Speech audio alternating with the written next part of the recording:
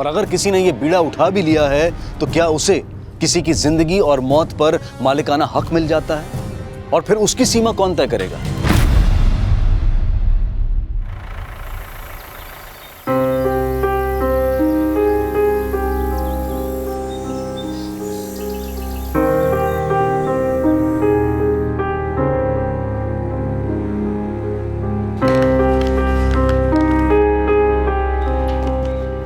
अरे बेटा, ये सुबह सुबह का झमेला लेके बैठ गई हो। चलो नाश्ता करो जल्दी से। अरे चलो। अम्मा, कलेक्टर साहब को लेटर लिखे हैं, स्कूल जाते वक्त पोस्ट कर देंगे। तो चलता रहेगा, लेकिन अम्मा हम जानते हैं आप क्या कहना चाहती हैं, लेकिन जब तक हमको स्कूल खोलने की मंजूरी नहीं मिल जाती ना, तब तक हम चैन से नहीं बैठेंगे। लेकिन मंजूरी भी मिल जाएगा, लेकिन अम्मा आपके लेकिन से हमारा लेकिन का वाद विवाद जल्दी खत्म हो जाएगा। अभी आप सिर्फ नाश्ता कीजिए, समझी? तू ना हमको बच्चा समझ के फुसला देती है। हाँ बेटा, लेकिन अम्मा फिर लेकिन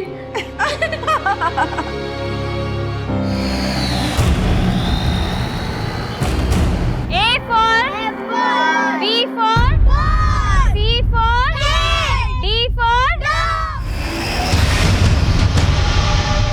गांव चिलौरी, फूलपुर, इलाहाबाद। अनीता मिश्रा यहाँ बच्चों को पढ़ाने के साथ साथ समाज सेवा से भी जुड़ी थी। कई लोगों का उससे मिलना जुलना था और 25 अगस्त 2016 को भी उससे कोई मिलने आया था।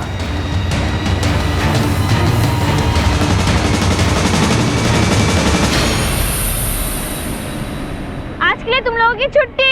चलो सब लोग घर जाओ और सब पढ़ के आना। अनीता मिश्रा चिल्लौरी गांव का एक जाना माना परिचय थी, लेकिन जल्द ही अनीता मिश्रा एक ऐसा रहस्य बन गई जो उसके अचानक गायब हो जाने की पहेली बनकर सामने आया।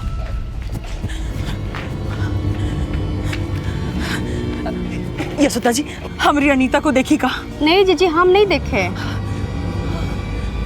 मिथिला बहन, हमारी अनीता को देखी का? नहीं जीजी, हम तो नहीं देखे। कहाँ हुआ? अरे दोपहर से घर नहीं लौटी है और उसका फोन भी बंद आ रहा है। कहीं अगर दिखे ना तो हमको जरूर खबर करना। हाँ जीजी।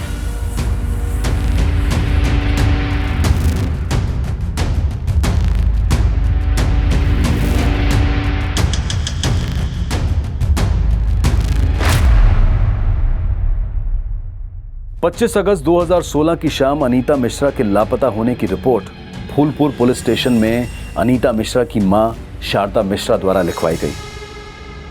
तो अनीता के विद्यार्थियों ने क्या बोला आपको? साहब, सब बच्चा बोल रहे थे कि जब अनीता उनको पढ़ा रही थी तो एक बहुत बड़ा गाड़ी आया था हुआ। उसके बाद अनीता सब बच्चा लोग को छुट्टी दे दी साहब। आज के लिए तुम लोगों की छुट्टी। चलो सब लोग घर जाओ। किसकी गाड़ी थी वो? कौन आया था उस गाड़ी में? साहब, बच्चा लोग को कुछ ज्यादा तो हमको बताया नहीं, लेकिन साहब हमको बहुत फिक्र हो रही है अनीता की। आपको किसी पे शक है जो अनीता को गायब कर सके? नहीं साहब, गांव वाले तो हमारे अनीता को बहुत पसंद करते हैं। साहब, हमारा मन बहुत घबरा रहा है साहब। आप घबराइए नहीं, अनीता का फोन नंबर दीजिए हमें, हम पता करते हैं। साहब, इसमें अनीता का फोन नंबर है। कुमार, लाइए, पता करवाओ अनीता का फोन कब और कहां बंद हुआ था। तब तक अनीता के स्टूडेंट से मिलते हैं।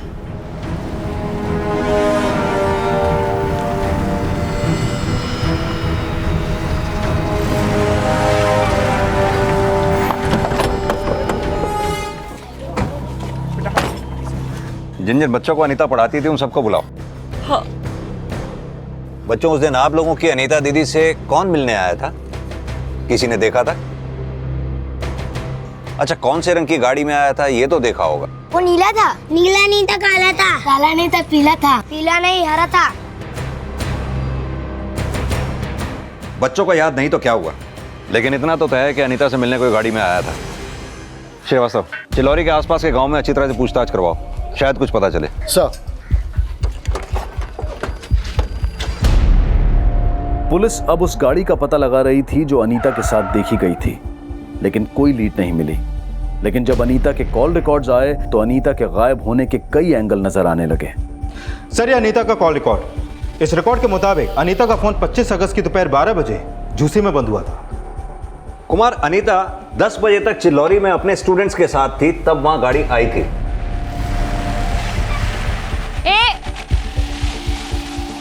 पर 12 बजे अनीता का फोन झूसी में बंद हुआ, तो क्या उस गाड़ी में किडनैप करके उसे झूसी तक ले जाया गया होगा? सर, किडनैपिंग का तो कोई भी एंगल अभी तक सामने नहीं आया है, और ना ही अनीता की माँ को भी कोई रैंसम कॉल आया है। अनीता की माँ ने भी किसी पे शक नहीं जताया, तो फिर अनीता के गायब होने के पीछे एंगल क्या रहा होगा? सर, एक मिनट, ये देखिए, अनीता के कॉल रिकॉर्ड में एक नंबर ऐसा मिला है जिस पर अनीता की अक्सर बातें होती थी, और 24 अगस्त को भी इस नंबर से अनीता को कॉल गया था, लेकिन अभी यह नंबर बंद है सर। लेकिन ये नंबर है किसका? हेलो अम्मा। अम्मा अनीता कुछ तो बोली होगी, शायद अंदाज़ा लगे कि उस दिन उस गाड़ी में कौन आया था। बेटा, अगर वो कुछ बोली होती तब ना हम अंदाजा लगाते। हमको तो बहुत फिक्र हो रहा है कि हमारी अनीता कहाँ होगी, किस हाल में होगी। अम्मा आप हिम्मत रखिए, हम भी अनीता को अपनी तरफ से ढूंढने की पूरी कोशिश कर रहे हैं।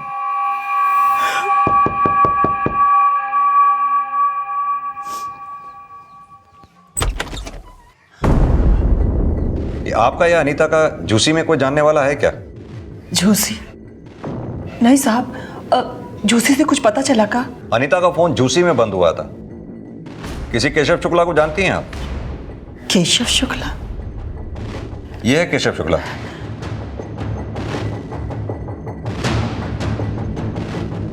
नहीं साहब, हम इसे नहीं जानते। केशव और अनीता की अक्सर फोन पे बातें हुआ करती थी। केशव का फोन भी इलाहाबाद के एड्रेस पर रजिस्टर्ड है। अनीता का इलाहाबाद में आना जाना था। अनीता कॉलेज इलाहाबाद से की थी, लेकिन डिग्री लेने के बाद वो गांव में आके पढ़ाने लगी। हो सकता है अनीता और केशव का अफेयर हो। नहीं साहब, हमारी अनीता ऐसी नहीं थी। उसका तो सगाई भी हो गया था 2 महीने पहले। किससे? अनमोल पांडे जी से। उसके परिवार वाले यहीं पास के गांव चितवाना में रहते हैं। तो अनमोल के परिवार वालों को पता है कि अनीता गायब है? हाँ साहब, अनमोल जी भी हमारी अनीता को ढूंढने में भाग दौड़ कर रहे हैं। ये अनमोल पांडे करता क्या है? इलाहाबाद में सरकारी नौकरी करता है, वहाँ दफ्तर है उनका। अनीता इस रिश्ते से खुश थी? हाँ साहब। शादी कब होने वाली थी इनकी? अभी शादी तय नहीं हुई थी। 2 महीने सगाई को हुए हो गए और अभी तक शादी की तारीख नहीं तय हुई। अनीता गांव में स्कूल खोलना चाहती थी। कलेक्टर साहब को उसने पत्र भी लिखा था। वो चाहती थी कि जैसे ही मंजूरी मिल जाएगी वो शादी की तारीख पक्की कर देगी, और स्कूल खुलवाने में खुद अनमोल जी भी भाग दौड़ कर रहे थे उसके साथ।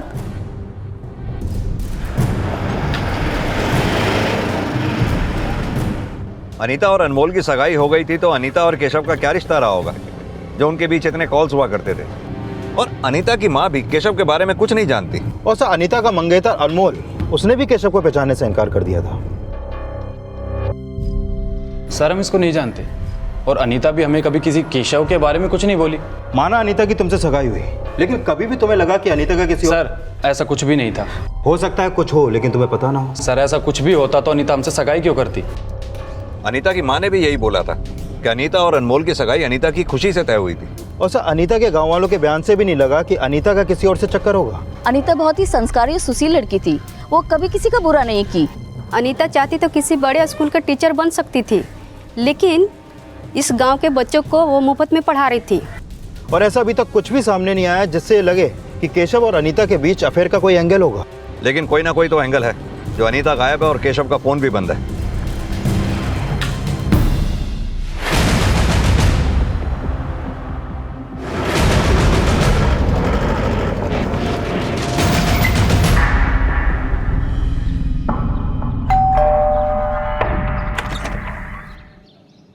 जी केशव शुक्ला यहीं रहते हैं? जी, वो मेरे बड़े भैया। कौन है मितेश? हमें केशव शुक्ला से मिलना था।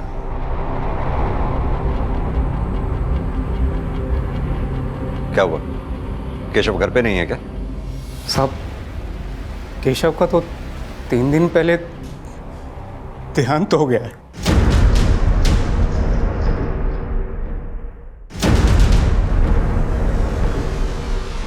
अनीता की तलाश में फूलपुर पुलिस जब केशव शुक्ला से मिलने पहुंची तो केशव शुक्ला की संदिग्ध मौत का खुलासा हुआ। केशव शुक्ला अनीता के गायब होने से 1 दिन पहले से यानी कि 24 अगस्त से लापता था।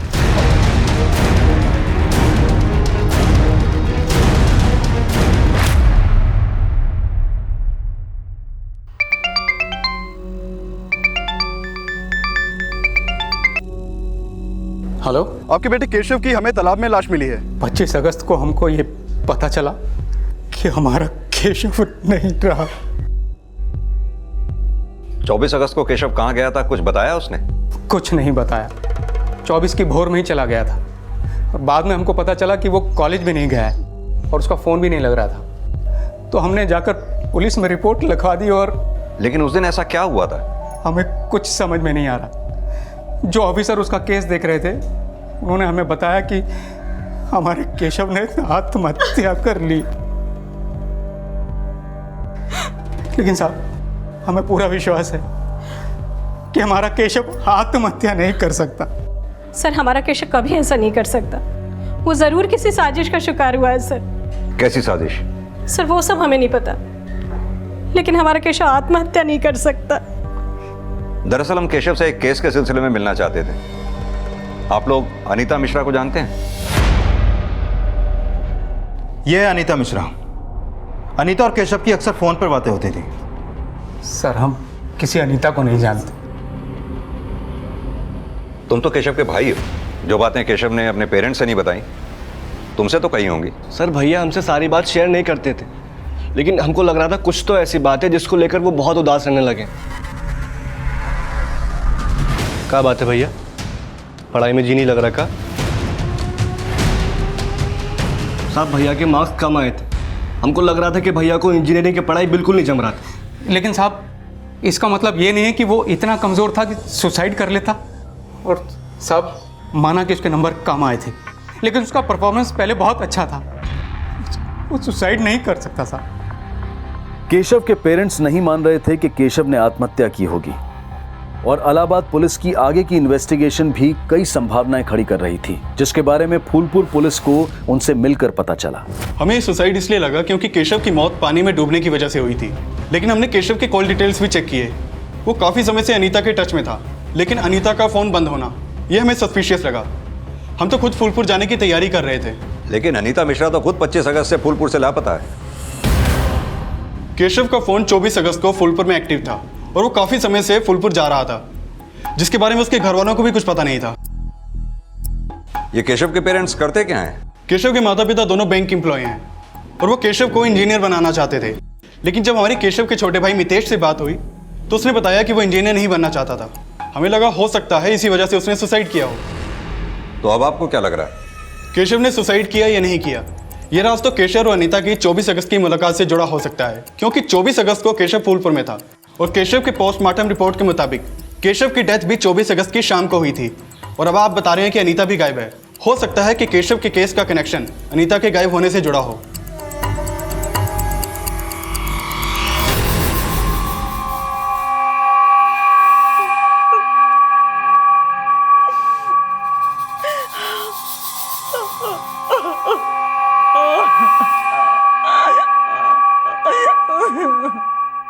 सर, अनीता की मां केशव को नहीं जानती और न ही केशव के घर वाले अनीता को। और केशव अनीता को सिर्फ कॉल ही नहीं बल्कि उससे मिलने फूलपुर भी आया करता था। सर, केशव की लाश मिली और अनीता गायब है। इन दोनों बातों का कोई ना कोई कनेक्शन तो जरूर है सर। कनेक्शन हमें कुमार ये भी समझना होगा कि जिस दिन अनीता गायब हुई उस दिन गाड़ी में उससे मिलने आया कौन था।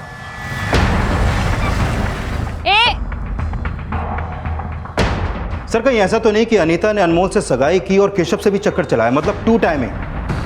तो क्या हो सकता है कि केशव ने इसी वजह से आत्महत्या की या फिर कुछ और ही हुआ? इसका पता तो अनीता से मिलकर ही चलेगा। और सर, ऐसा भी तो हो सकता है कि केशव के घर वालों को लगता हो कि केशव की मौत की वजह अनीता है, इसलिए उन्होंने अनीता को गायब कर दिया और अभी हमसे झूठ बोल रहे हैं कि वो अनीता को नहीं जानते। ये केशव के घर वालों के कॉल रिकॉर्ड्स निकलवाओ। पता करो कि 25 अगस्त को वो लोग फूलपुर आए थे क्या। ये भी पता करो कि केशव फूलपुर सिर्फ अनीता से मिलने आता था या फिर फूलपुर में उसका कोई और भी जानने वाला है। सर, केशव का case suicide, abetment of suicide और हत्या भी समझा जा रहा था और वजह माना जा रहा था अनीता को। अनीता का गायब होना उसे सस्पेक्ट भी बना रहा था और केशव के परिवार के बदले का विक्टिम भी। और अनीता का फोन झूसी में बंद होना इन दोनों संभावनाओं को वजह भी दे रहा था। लेकिन यह साफ था कि 25 अगस्त की सुबह को कोई तो अनीता से मिलने आया था, लेकिन क्या उसका केशव या केशव के परिवार से कोई कनेक्शन था? अनीता मिश्रा की तलाश में अब केशव शुक्ला के फूलपुर आने के सिरे ढूंढे जा रहे थे, लेकिन पुलिस को अनीता के फूलपुर के पास दौलतपुर गांव में अक्सर एक घर में देखे जाने की इंफॉर्मेशन मिली थी। सर, यही घर है जहां पर अनीता का अक्सर आना जाना था।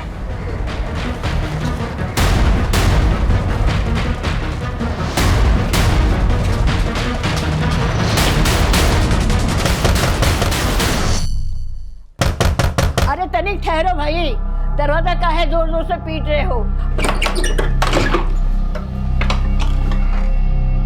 काकी, हम आपसे अनीता के बारे में बात करने आए हैं। कौन अनीता? ये अनीता, पता चला है कि इसका यहाँ पर आना जाना था। हम किसी अनीता वनीता को नहीं जानते। हाँ, वनीता नहीं, अनीता। हाँ हाँ वही। अंदर तो नहीं है ना? हम झूठ थोड़े ही बोल रहे, विश्वास ना हो तो चल के देख लो। अरे अरे कहाँ जा रहे हो? अरे अरे अरे, आप तो सचमुच अंदर घुसा है, क्या कर रहे हो? हमने बोला ना यहाँ अनीता कविता कोई ना है। लेकिन आपके पड़ोसियों का कहना है कि अक्सर उन्होंने अनीता को यहाँ आते जाते देखा है। साहब, हमारे यहाँ तो कई लोग आते जाते रहते हैं। अब हमको क्या पता कि कविता है कि अनीता है कि वनीता है। आप किसी केशव शुक्ला को जानती हैं?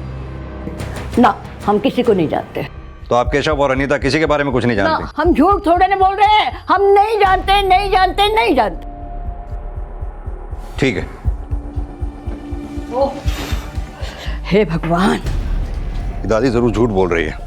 इसके और इसके पूरे खानदान की कुंडली निकालो। हो सकता है इसका केशव के साथ और अनीता के साथ अभी भी कनेक्शन हो। ये शारदा को भी थाने बुलाओ, हो सकता है उसे कुछ पता चले। सर,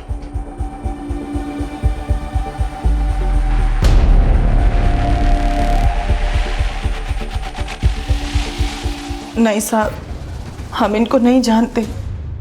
हाँ, अनीता अक्सर दौलतपुर जाया करती थी। अनीता ने कुछ तो बताया होगा, वो दौलतपुर क्यों जाती थी, किससे मिलती थी? दौलतपुर का साहब, वो तो जिला के सारे गांव में जाया करती थी और सब बच्चों को अपने गांव में आके पढ़ाई करने के लिए बोलती थी। लेकिन हमें पता चला है अनीता केशव नाम के जिस लड़के के टच में थी वो भी फूलपुर जाया करता था और अनीता वहां उससे मिल रही थी। हो सकता है साहब वो मिला करती होगी, लेकिन हमें इसके बारे में कुछ नहीं पता। हाँ, लेकिन क्या? अनीता के मंगेतर अनमोल जी भी अनीता से एक बार किसी लड़के के बारे में पूछ रहे थे।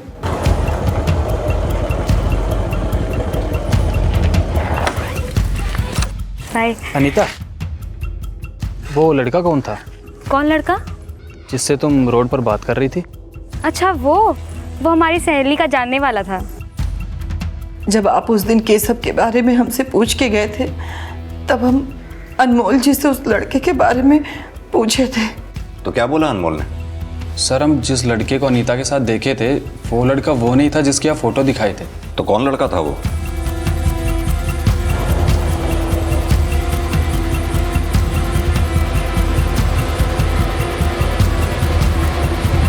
सर, हम उस लड़के को तो नहीं जानते, लेकिन अनीता बोली थी कि उसकी सहेली का जानने वाला था। कौन सहेली? सर, हम ये तो नहीं पूछे थे। अनीता केशव के अलावा किसी और लड़के से भी मिल रही थी, लेकिन वो लड़का कौन था, अनीता की किस सहेली का जानने वाला था, फिलहाल इसकी कोई लीड पुलिस को नहीं मिली थी। लेकिन जब पुलिस ने उस बुजुर्ग महिला सावित्री देवी के बारे में छानबीन की तो उन्हें एक महत्वपूर्ण बात पता चली। सर, सावित्री देवी का केशव शुक्ला से कोई कनेक्शन नहीं मिला, लेकिन सर सावित्री देवी की बेटी की फैमिली गोरखपुर में रहती है। ये उनकी बेटी माया श्रीवास्तव और ये दामाद सोहम श्रीवास्तव। इनके फोन 25 अगस्त को फूलपुर में एक्टिव थे और सर इनके पास एक वाइट कलर की एसयूवी है जिसने 25 अगस्त को फूलपुर चुंगी क्रॉस की थी। सर, हो सकता है उस दिन यही लोग अनीता के पास आए हों। गोरखपुर में रहते कहाँ हैं ये लोग?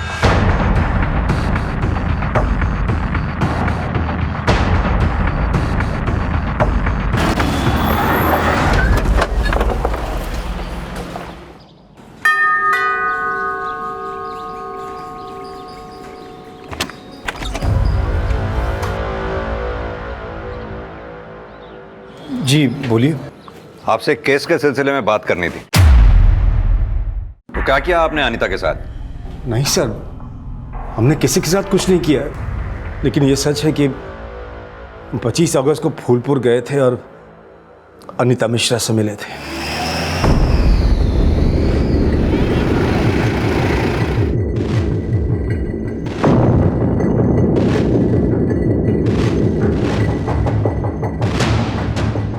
यही है अनीता। तो आपकी सास सावित्री देवी भी आपके साथ अनीता से मिली थी? हाँ सर, हम उनसे बोले थे कि वो ये बातें किसी को न बताएं, लेकिन जब उन्होंने कहा कि आप लोग उनसे अनीता के बारे में पूछताछ करने गए तो हम बोले उनसे कि आपको सब कुछ सच बता देना चाहिए था। पर आपने नहीं बताया कि आप अनीता से क्यों मिले थे? सर वो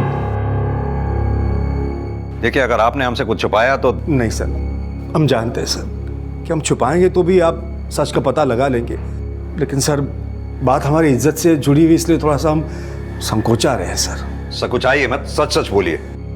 सर हमारी बेटी तृष्णा अक्सर दौलतपुर में उसकी नानी की रहा करती थी। हम अक्सर उसको वहां छोड़कर आते थे। उसकी नानी अकेली रहती है ना, और वहीं तृष्णा की दोस्ती अनीता से हो गई थी सर। लेकिन 3 महीने पहले हमारी तृष्णा। क्या हुआ 3 महीने पहले? 3 महीने पहले तृष्णा ने भाग के शादी कर ली थी। किसके साथ भाग के शादी की तृष्णा ने? सर हम 3 महीने से यही पता लगाने की कोशिश कर रहे हैं कि हमारी बेटी कहाँ है। पर आप नहीं जानते कि तृष्णा ने किसके साथ भाग के शादी की? नहीं सर, उसने सिर्फ फोन करके यही बताया कि मैं अपने प्रेमी से शादी कर रही हूँ, और फिर फोन काट दिया। तब से हम उसे ढूंढ रहे हैं सर, पता लगाने की कोशिश करने को कहाँ है। तो पुलिस कंप्लेंट तो की होगी ना आपने? नहीं सर, लड़की का मामला है ना, इसलिए पुलिस कंप्लेंट नहीं की सर। हम तो चाहते थे कि उसे ढूंढे, समझा बुझा के घर वापस ले आए, लेकिन उसका कहीं पता नहीं चल रहा। और कुछ टाइम से तृष्णा की नानी बता रही है कि शायद अनीता जानती है कि तृष्णा किसके साथ भागी है, और उस दिन हम अनीता से यही पूछने गए थे सर कि वो सच सच बता दे कि तृष्णा कहाँ है। हम उसके सामने गिड़गिड़ाए सर, मिन्नतें की, लेकिन उसने हमें कुछ नहीं बताया, और वो वहां से चली गई। चली गई या आप उसे झूसी ले गए? और नहीं सर, हम तो सीधे उसके बाद नानी के घर चले गए थे, और रात में गोरखपुर आ गए थे। इस बीच अनीता कहाँ गई हमें नहीं मालूम सर। ऐसा तो नहीं ना कि अनीता ने तृष्णा के बारे में कुछ बताया ना हो और आप लोगों से बर्दाश्त नहीं हुआ और आप लोगों ने?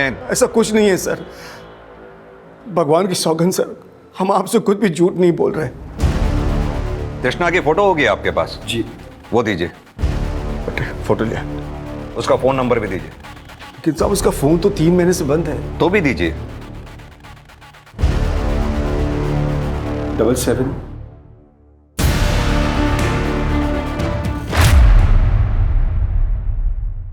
केशव की लाश मिलने के बाद अनीता मिसिंग केस अब इस सवाल से भी जुड़ गया कि क्या अनीता जानती थी कि पिछले 3 महीने से तृष्णा कहां थी। लेकिन अब अनीता कहां थी, इस सवाल का जवाब पुलिस को तृष्णा के माता पिता से भी नहीं मिला। और तृष्णा की नानी सावित्री देवी ने अपनी बेटी और दामाद की इज्जत को अपने झूठ की वजह बताया, लेकिन इससे भी अनीता की कोई लीड नहीं मिली। अनीता मिसिंग केस को इन्वेस्टिगेट कर रही फूलपुर पुलिस को इलाहाबाद के केशव शुक्ला की संदिग्ध मौत का केस भी सौंप दिया गया, और अनीता के गायब होने को केशव और तृष्णा के साथ भी जोड़कर देखा जाने लगा। नहीं साहब, हम किसी तृष्णा को नहीं जानते। अनीता का तृष्णा की नानी के यहाँ आना जाना था।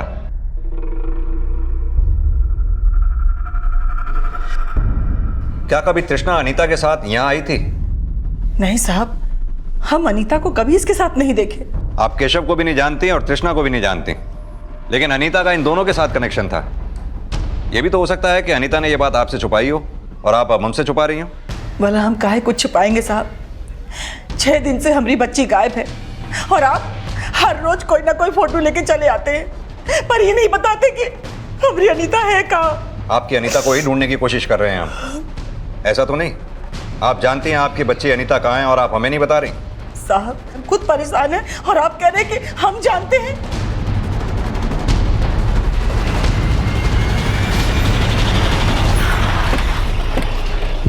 सर, मेरी अनमोल से बात हुई, वो भी तृष्णा को नहीं जानता। लेकिन अनमोल ने तो कहा था कि उसने अनीता को किसी लड़के के साथ देखा था, और अनीता उससे बोली कि अच्छा वो हमारी सहेली का जानने वाला था। हो सकता है तृष्णा ने 3 महीने पहले उसी लड़के के साथ भाग के शादी की हो। लेकिन सर वो लड़का कौन था, कहाँ का है, इसके बारे में भी अनमोल को कुछ नहीं पता। सर बस झलक भर देखे थे उसको, चेहरा ठीक से याद नहीं, स्केच कैसे बनवाएंगे। ये तृष्णा के पेरेंट्स की पिछले दिनों की एक्टिविटीज पता की? हाँ सर, वो लोग 24 अगस्त को गोरखपुर में थे और 25 अगस्त को अनीता गायब हुई। उनका फ़ोन पूरे दिन फूलपुर में एक्टिव था। और सर ये भी पता चला है कि उनकी वाइट कलर की एसयूवी तृष्णा की नानी के घर के बाहर भी देखी गई थी। सर अनीता का फ़ोन 25 अगस्त को झूसी में बंद हुआ। हो सकता है तृष्णा का कनेक्शन भी झूसी से हो। अगर तृष्णा का कनेक्शन झूसी से है तो 6 दिन से अनीता के गायब होने का राज तृष्णा के 3 महीने पहले गायब होने के राज से कैसे जुड़ा हो सकता है? और केशव की संदिग्ध मौत से अनीता का क्या कनेक्शन हो सकता है, यह तभी साफ हो पाएगा जब हमें अनीता का पता चल पाएगा। आप सभी लोग झूसी के आसपास के सभी गांवों में जाकर अच्छी तरह से दोबारा पूछताछ करो। और कुमार तुम तृष्णा और अनीता के जैसी कॉल रिकॉर्ड्स आ जाएं, उन्हें फौरन स्टडी करो। अगर तृष्णा के पेरेंट्स की बात सही है कि तृष्णा किसी लड़के के साथ भागी थी, तो हो सकता है उस लड़के का लीड हमें तृष्णा या अनीता के कॉल रिकॉर्ड से मिले। सर मैंने केशव के घर वालों के बारे में पता किया तो ये पता चला कि उसके पेरेंट्स का फूलपुर से कोई कनेक्शन नहीं है। हाँ, लेकिन उसके भाई मितेश के कॉल रिकॉर्ड के मुताबिक उसका फ़ोन फूलपुर में अक्सर एक्टिव रहता था। यानी केशव के साथ साथ मितेश का भी फूलपुर आना जाना था। तो ये बात उसने हमें पहले क्यों नहीं बताई?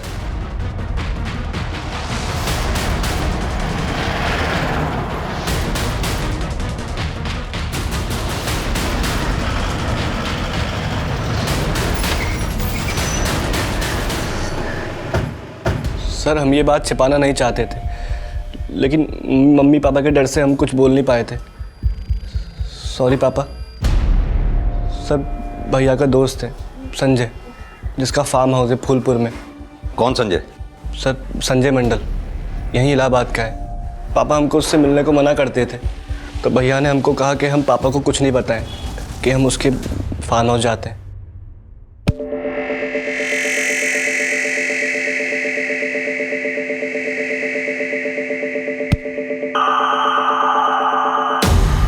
तो संजय के फार्म हाउस जाके तुम लोग अय्याशी किया करते थे? नहीं सर, सर हम कोई अय्याशी नहीं करते थे, तो बस मौज मस्ती खेल कूद। और सर हम तो वहाँ सर कभी कभी जाया करते थे, लेकिन सर हमने भैया को कभी किसी अनीता के साथ नहीं देखा। और तृष्णा? सर कौन तृष्णा? ये तृष्णा। सर हम सच कह रहे हैं, हमने आज तक भैया को कभी किसी लड़की के साथ नहीं देखा। और हमको तो ये भी नहीं पता कि 24 अगस्त को भैया फूलपुर गए थे। संजय को भी ये बात नहीं पता थी, वो भी उस दिन इलाहाबाद में था। ये संजय मंडल इलाहाबाद में कहाँ रहता है, वहाँ का एड्रेस, फ़ोन नंबर सब दो हमें।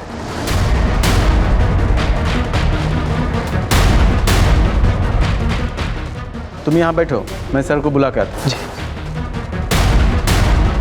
संजय मंडल वही लड़का था जिसे अनीता के मंगेतर अनमोल ने अनीता के साथ देखा था। लेकिन क्या संजय का अनीता और तृष्णा से कोई कनेक्शन था? सर हम किसी तृष्णा को तो नहीं जानते, लेकिन हाँ इस अनीता को ज़रूर जानते हैं। अनीता को जानते हो तो अनीता है कहाँ? सर हमें नहीं पता सर, हम तो केवल इसको 1-2 बार मिले और वो भी बहुत समय पहले। क्यों मिले थे? सर केशव ने मिलवाया था, बोला था उसकी दोस्त है। कैसी दोस्त? सर वैसी वाली दोस्त नहीं, केशव का तो किसी और के साथ अफेयर था। किसके साथ? सर ये उसने नहीं कभी बताया। केशव ने तुम्हें अपनी गर्लफ्रेंड से नहीं मिलवाया, अनीता से मिलवा दिया। सर उसने मिलवाया नहीं था, वो तो हमने खुद ही उनको देख लिया था।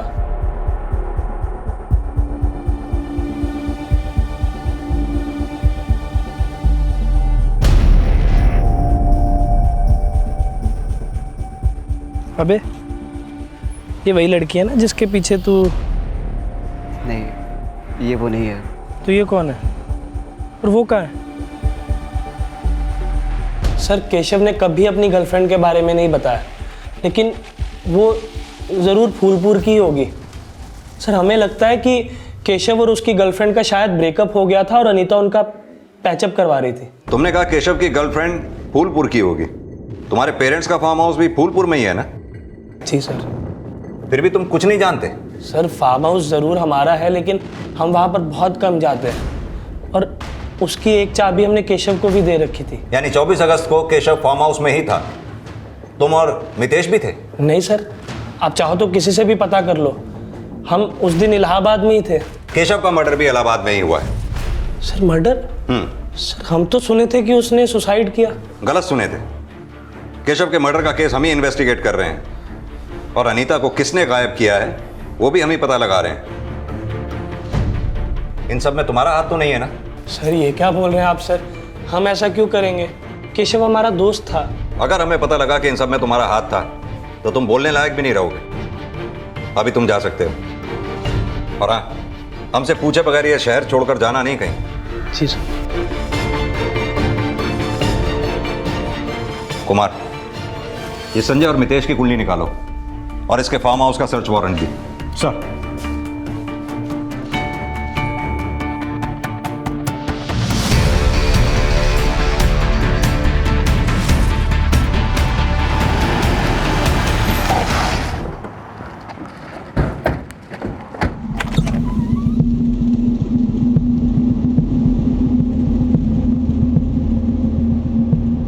पुलिस ने जब संजय के फार्म हाउस को इंस्पेक्ट किया तो अनीता से रिलेटेड कोई क्लू नहीं मिला, लेकिन संजय और मितेश दोनों रडार में थे। तभी अनीता और तृष्णा के 3 महीने पुराने कॉल रिकॉर्ड सामने आए। सर, 3 महीने पहले तृष्णा का फोन बंद होने तक तृष्णा के फोन से अनीता को कॉल होते थे।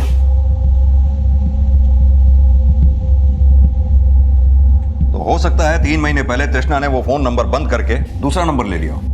लेकिन सर, अनीता के 3 महीने बाद के कॉल रिकॉर्ड में भी कोई ऐसा नंबर नहीं मिला जो तृष्णा से जुड़ा हो। लेकिन 3 महीने पहले तक तृष्णा के फोन से केशव को भी काफी कॉल होते थे। हो सकता है तृष्णा का केशव के साथ अफेयर हो। सर, मुझे नहीं लगता कि उन दोनों के बीच में कोई अफेयर होगा। लेकिन केशव के 3 महीने बाद के कॉल रिकॉर्ड में भी कोई ऐसा नंबर नहीं मिला जो तृष्णा से जुड़ा हो, और ना ही कोई ऐसा हिंट मिला है जिससे लगे कि 3 महीने पहले तृष्णा केशव के साथ भागी थी। सर, हम किसी केशव को नहीं जानते। जब हमें पता ही नहीं कि हमारी बेटी का प्रेमी कौन था, तो ये कैसे पता चलेगा कि वो केशव है या कोई और? कोई और नहीं, तृष्णा का केशव के साथ ही अफेयर होगा। हाँ, हालांकि हमारे पास इस बात का कोई सबूत नहीं है कि तृष्णा केशव के साथ ही भागी थी। ना ही तृष्णा के कॉल रिकॉर्ड से हमें कोई ऐसा नंबर मिला जिससे यह साबित हो सके कि तृष्णा केशव के अलावा किसी और के साथ प्यार करती थी। सर, तृष्णा ने खुद हमें बताया था कि वो अपने प्रेमी के साथ शादी कर रही है। अगर आपके हिसाब से उसका प्रेमी केशव होगा तो यह जवाब केशव ही दे सकता है कि 3 महीने से हमारी तृष्णा कहाँ है। केशव तो अब रहा नहीं। ऐसा तो नहीं जब आपको पता चला कि केशव ने ही तृष्णा को गायब किया था तो केशव को मार दिया, और अनीता जो आपका ये राज खोल सकती थी इसलिए अब अनीता को भी गायब कर दिया। सर, हमने कुछ नहीं किया। 3 महीने से हम अपनी बेटी की शक्ल देखने को तरस गए और आप हमें इल्जाम पे इल्जाम लगाए जा रहे हैं।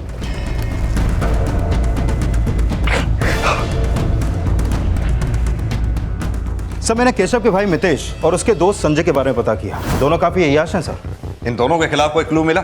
नहीं सर, फिलहाल कोई क्लू नहीं मिला है। लेकिन हो सकता है कि तृष्णा का गायब होना इस राज से जुड़ा हो कि मितेश और संजय ने तृष्णा के साथ कुछ किया हो, और 3 महीने बाद इसका पता केशव और अनीता को लग गया। इसलिए मितेश और संजय ने अपना क्राइम छुपाने के लिए पहले केशव को मारा और फिर अनीता को गायब कर दिया।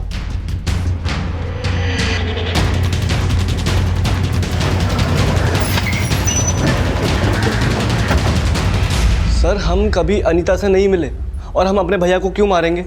केशव और अनीता ही नहीं, तूने 3 महीने पहले तृष्णा के साथ भी वही किया होगा। नहीं सर, आप जैसा सोच रहे हैं वैसे बिल्कुल भी नहीं है सर। मितेश और संजय के अलावा इस केस में अनमोल की भागीदारी का भी अंदाजा लगाया जा रहा था। सर, इसमें एक एंगल अनीता के मंगेतर अनमोल का भी हो सकता है। अनीता केशव से भी मिल रही थी, लेकिन शायद अनमोल ने अनीता को संजय के साथ देख लिया, उसे शक हुआ, और हो सकता है इसी बात की दुश्मनी उसने अनीता से निकाली हो। कुमार, ये तो पता करो ही, ये भी पता करो कि 3 महीने पहले तृष्णा के गायब होने का राज क्या था। तृष्णा के बारे में छोटी से छोटी इंफॉर्मेशन इकट्ठा करो, उससे जुड़ा कोई भी क्लू हमें अनीता के बारे में लीड दे सकता है। सर, तृष्णा की लीड तलाशने के लिए तृष्णा से जुड़े लोगों से पूछताछ की जा रही थी, और इसी दौरान पुलिस को सोनपुर से एक ऐसी बॉडी मिलने की सूचना मिली जो 26 अगस्त को सोनपुर पुलिस को मिली थी। और नहीं हो सकती, हमारी अनीता नहीं हो सकती, हमारी अनीता हो ही नहीं सकती, नहीं हमारी अनीता नहीं है, नहीं। लेकिन जब पुलिस ने उस बॉडी का डीएनए अनीता की मां के डीएनए से मैच किया तो यह साफ हो गया कि वो लाश अनीता की ही थी। लेकिन अनीता जिस अपराध का शिकार हुई वो दिल दहला देने वाला था। सर, अनीता का फोन 25 अगस्त की दोपहर 12 बजे झूसी में बंद हुआ था, और पोस्टमार्टम रिपोर्ट के मुताबिक उसकी मौत 25 अगस्त को दोपहर में ही हुई थी। और अनीता की लाश 26 अगस्त को सोनपुर में मिली, यानी कि उसे मारकर ऐसे ही छोड़ दिया गया। सर, सिर्फ मारा ही नहीं, उसकी पोस्टमार्टम रिपोर्ट के मुताबिक मारने से पहले उसके साथ रेप भी किया गया। रेप? हाँ सर। कुमार, क्या लगता है इन सब केसेस में तृष्णा के बाप का हाथ होगा? सर, फिलहाल उसके खिलाफ कुछ मिला तो नहीं है। और जहाँ पर अनीता की लाश मिली वहाँ आसपास में कोई सीसीटीवी भी नहीं है।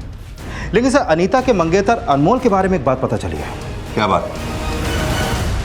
सर हम अनीता से शादी करने वाले थे, उसके साथ इतना गंदा काम क्यों करेंगे सर हम? लेकिन तुमने अनीता के परिवार वालों से झूठ तो बोला ही था। कैसा झूठ सर? तुमने अनीता के घर वालों से यह कहा कि तुम काफी पढ़े लिखे हो और सरकारी नौकरी करते हो, जबकि तुम केवल 10वीं पास हो, तो सरकारी नौकरी तो बहुत दूर की बात। सर हम वो, और तुम्हारा यही झूठ अनीता को पता चल गया होगा, उसने तुमसे शादी करने से मना कर दिया होगा और तुमने उसके साथ। सर हमने ऐसा कुछ नहीं किया सर।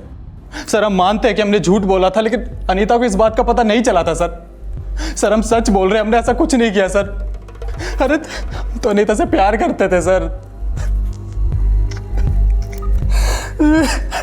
इस केस में ना तो अभी अनमोल की इन्वॉल्वमेंट के पुख्ता सबूत हाथ लगे थे और ना ही मितेश और संजय के खिलाफ कुछ मिला था, लेकिन जल्द ही पुलिस को एक नई जानकारी मिली। हेलो,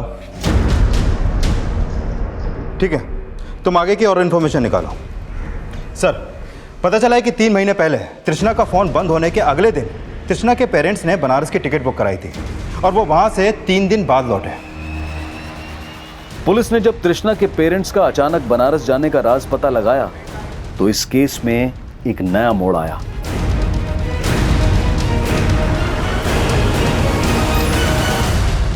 क्या कहा था? आपकी बेटी तृष्णा भाग गई, लेकिन यह नहीं बताया कि अपनी बेटी का शादी तक कर लिया था आप लोगों ने। नहीं सर, हम नहीं मारा तृष्णा को, बाप है उसके सर। ये तृष्णा के श्राद्ध की पावती, इससे साफ साफ पता चलता है कि आप लोगों ने 3 महीने पहले बनारस में जाके उसकी अस्थियां विसर्जित कर दी थी। हम मानते हैं सर कि हमने उसकी अस्थियां विसर्जित कर दी, पर हम मारे नहीं उसको सर।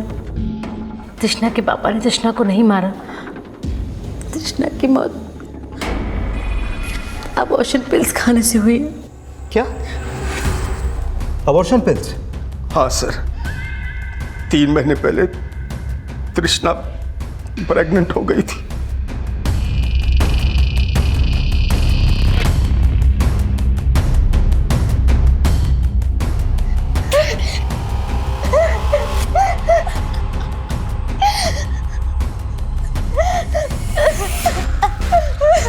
तृष्णा, तृष्णा क्या हुआ बेटा?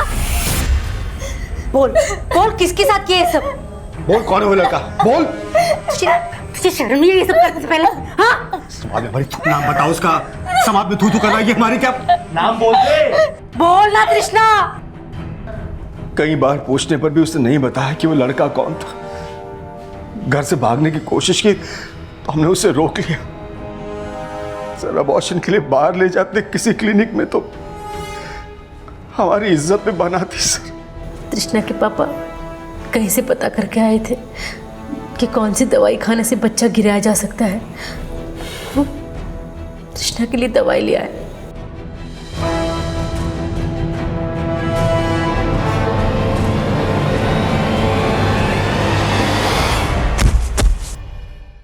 तृष्णा, तृष्णा क्या हुआ माया? तृष्णा, तृष्णा बेटा क्या हुआ? तृष्णा, तृष्णा, तृष्णा!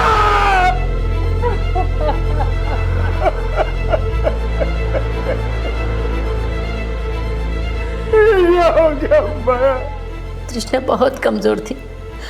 अबॉर्शन पिल खाने से उसे इतना ब्लीडिंग हुआ कि उसने दम तोड़ दिया। हम बहुत घबरा गए थे सर। हमें लगा कि ये बात बाहर आ गई तो हमारी बदनामी होगी समाज में, और इसी डर से हमने चुपके से तृष्णा का अंतिम संस्कार कर दिया। सर हम आज भी पश्चाताप में जल रहे हैं कि हमारी तृष्णा हमारी वजह से हमने हमारी बच्ची को नहीं मारा साहब। और अनीता को? नहीं सर, हमने अनीता के साथ कुछ नहीं किया। तृष्णा की मौत के बाद अनीता बार बार उसके बारे में पता लगाने की कोशिश कर रही थी और तृष्णा की नानी उसके बार बार पूछने से तंग आ गई थी। हमें लगा कि वो कोई एक्शन ना ले, इसलिए हम उस दिन उसे प्यार से समझाने गए थे।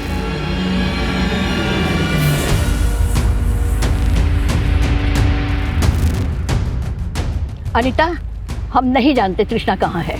अब तक तो हम यही समझते रहे कि तृष्णा भाग गई है। ऐसा हो ही नहीं सकता। वो केशव के अलावा किसी और के साथ भाग ही नहीं सकती।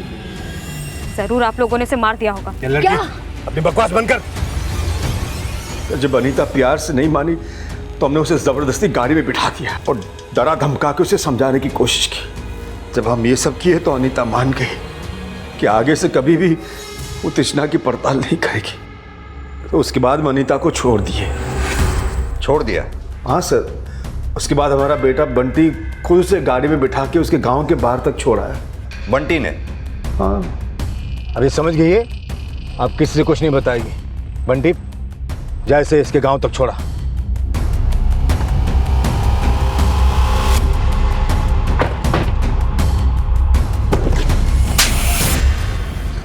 बोला बोल।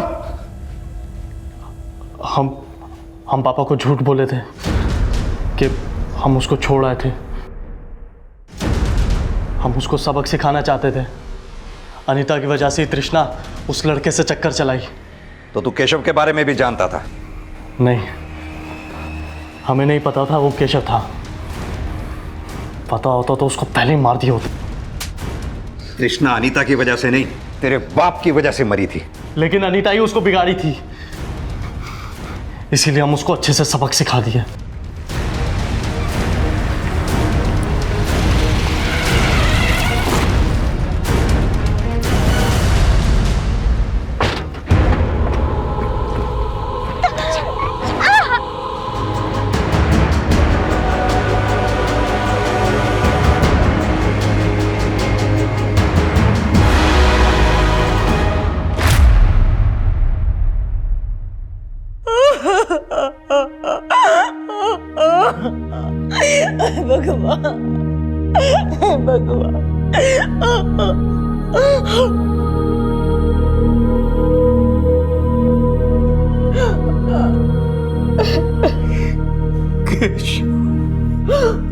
अनीता की हत्या का खुलासा हो गया, लेकिन केशव की हत्या होने का कोई भी पुख्ता सबूत पुलिस को नहीं मिल पाया।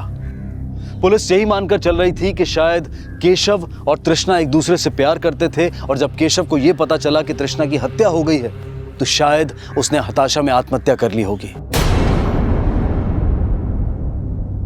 लेकिन अनीता की हत्या, केशव की संदिग्ध मौत और तृष्णा की गैर इरादतन हत्या के दोषी तृष्णा के घर वाले ही हैं।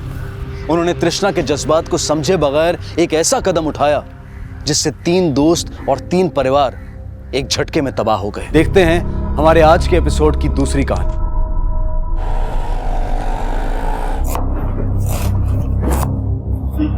सोया, जल्दी से अपना होमवर्क पूरा करो और सो जाओ। मुझे भी कल होटल में देने वाली बिरयानी की तैयारी करनी है। अस्सलाम वालेकुम अब्बू। वालेकुम सलाम। रख दो उधर।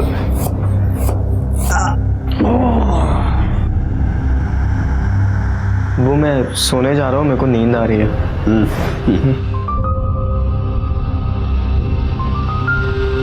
ये लीजिए अब्बू।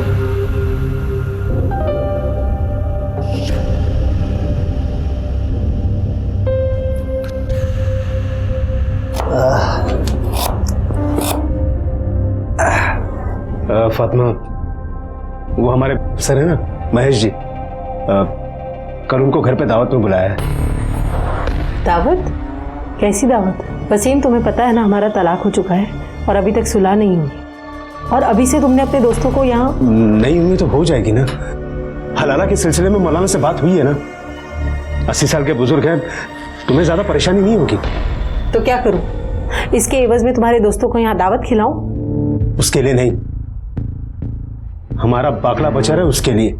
तुम महेश जी के लिए मटन बिरयानी बना लो, दारू और चखने के लिए चिकन चिल्ली मैं बाहर से मंगवा लूंगा। तो दावत भारी क्यों नहीं दे देते? घर में बच्चे होंगे।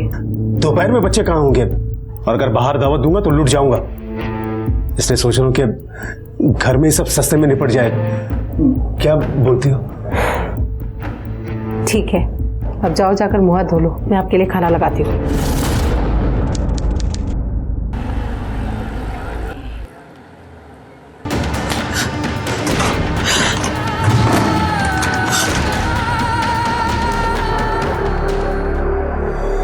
जोया, जोया क्या हुआ बेटा, रो क्यों रही हो? अम्मी पिछले 2-3 घंटे से रोए जा रही है और मैंने पूछा तो कुछ बताती भी नहीं है। फातिमा, फातिमा, क्या हुआ? तुम क्यों रो रहे हो? फातिमा, क्या हुआ? क्या हुआ?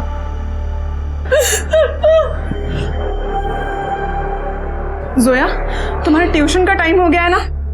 जाओ बेटा, अभी ट्यूशन जाओ, मैं हूं यहाँ पर, ठीक है? जाओ। फातिमा, अब बताओ क्या हुआ? ऑफिसर महेश कुलकर्णी। वसीम भाई, बाबूजी के पिछले बिरयानी का स्वाद आज भी याद है, वैसी होनी चाहिए बिरयानी आज भी। अरे साहब, फातिमा के हाथ में जादू है, जादू। मैं शर्त लगा सकता हूँ, उससे अच्छी बिरयानी आइटम बनेगी। फातिमा जी। अरे कुछ ले आओ भाई।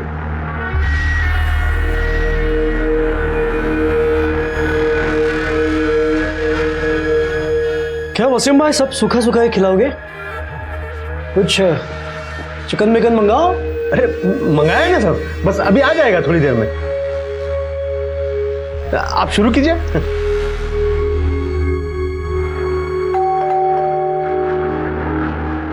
ये लीजिए, चिकन आ गया।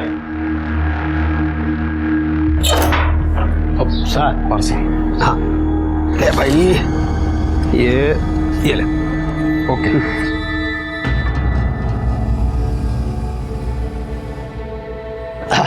साहब बस तैयार करके लेके आया।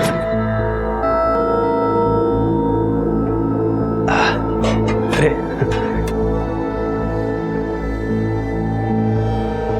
ये है ना, अरे खा लो चुपचाप, देख थोड़ी रहा कोई तरफ है। बस बस बस बस। अच्छा ठीक है, और लगेगा तो ले लेना। हा? ये लीजिए सर, ये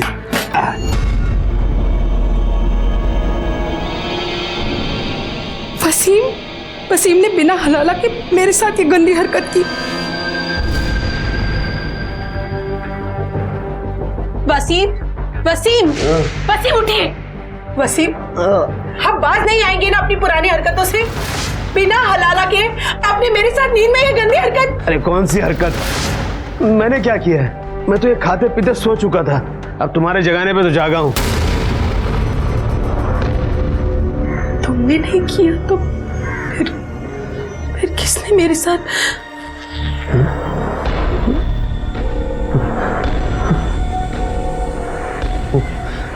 ये हरकत जरूर कभी ने महेश की होगी।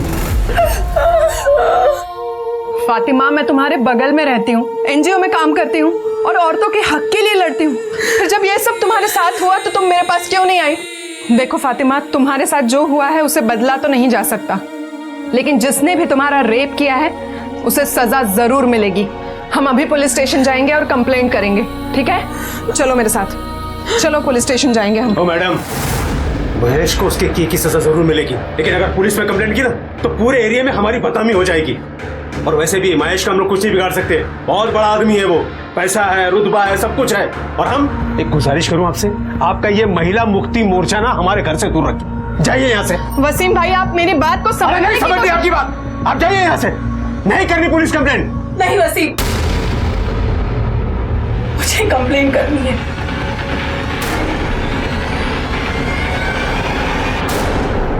मैम, ये फातिमा है, हमारे एरिया में ही रहती है, इसके साथ रेप हुआ है।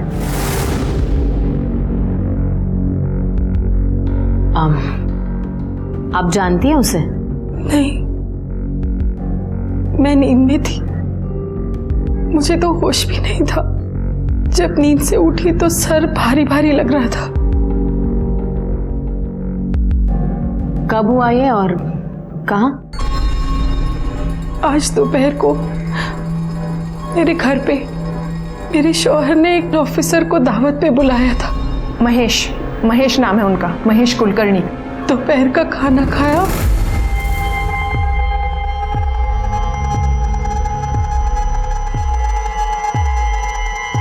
तो पता नहीं बेंधा नींद आने लगी।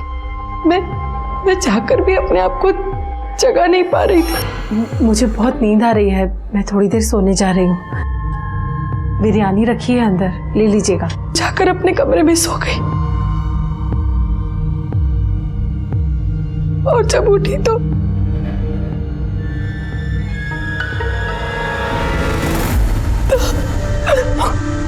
फातिमा, फातिमा संभालो अपने आप को। फातिमा, ये लो। आपने तो कहा आपके पति उस वक्त आपके साथ थे, तो फिर वो यहाँ कंप्लेंट लिखवाने क्यों नहीं आए? मैडम, हमारा तलाक हो चुका है और वैसे बदनामी के डर से वो कंप्लेंट लिखाने के हक में नहीं है। कमाल है, आपके पति से आपका तलाक हो चुका है, फिर भी उन्होंने एक ऑफिसर को आपके घर पर दावत के लिए बुलाया और आपने उनके लिए खाना भी बनाया। स्ट्रेंज। मैडम, दरअसल आजकल हम लोग साथ ही रहते हैं। तलाक हुआ है पर हलाला की बात चल रही है। वो मुझसे दोबारा निकाह करना चाहते हैं। तो हो सकता है आपके पति ने ही नींद में आपके साथ जबरदस्ती की हो।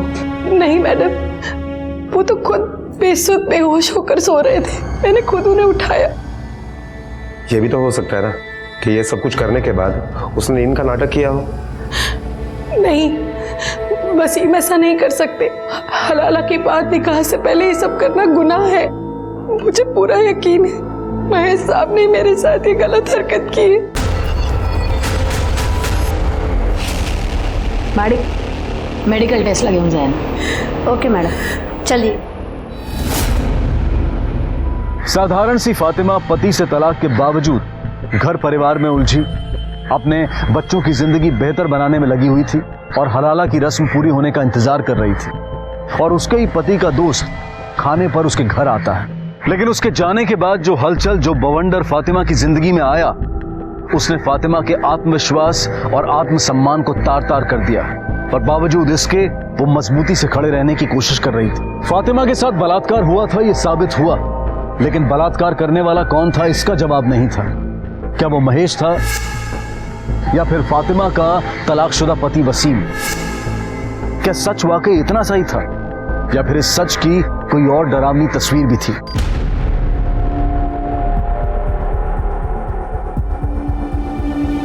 ये फातिमा का ही घर है ना? जी अम्मी का ही है। बेटा, हम मुआवना करने आए, आप थोड़ा वहां खड़े रहना और किसी भी चीज को हाथ मत लगाना।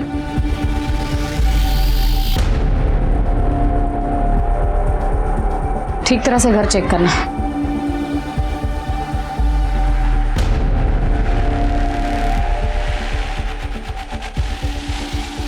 मैडम। हाँ। मैडम ये देखिए, इतनी सारी बिरयानी,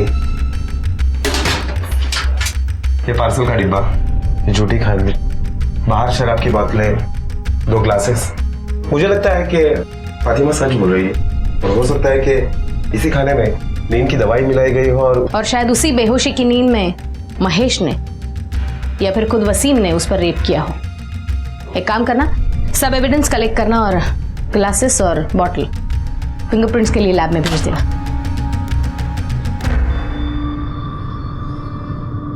अब्बू।